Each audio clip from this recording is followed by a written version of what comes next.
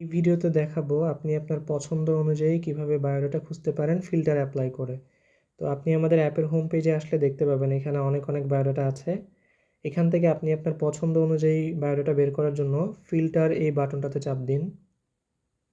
Filter বাটনে চাপ দেওয়ার পরে আপনারা এরকম একটা ইন্টারফেস দেখতে পাবেন। এখানে বিভিন্ন ক্রাইটেরিয়ার উপর বেস করে বায়োডাটা ফিল্টার করার অপশন দেওয়া হয়েছে, যেমন বায়োডাটার প্রকার, বয়সের পরিসীমা। এখান থেকে আপনারা বয়সের রেঞ্জ সিলেক্ট করতে পারেন। তারপর হচ্ছে উচ্চতার রেঞ্জ সিলেক্ট করতে পারেন।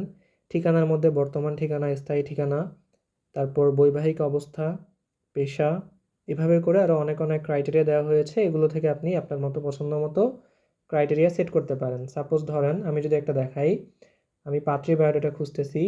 আমি এখান থেকে বয়সের একটা রেঞ্জ হয়তো সিলেক্ট করতে পারি আমার ইচ্ছা মতো। তারপর আমি হচ্ছে একটা ঠিকানা অ্যাড করি।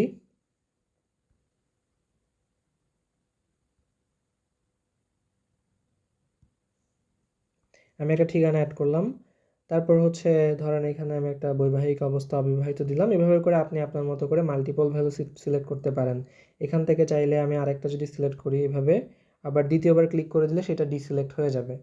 তো আপনার প্রয়োজনীয় আপনার পছন্দ অনুযায়ী ফিল্টার অ্যাড করা হয়ে গেলে এবার আপনি যে ফিল্টার করুন বাটনে চাপ দিন। ফিল্টার করুন বাটনে চাপ দিলে দেখবেন আপনার ওই হোম পেজের মধ্যে আপনি যেই ফিল্টার ক্রাইটেরিয়া দিয়েছেন তার উপর বেস করে বায়োডাটাগুলো চলে আসছে।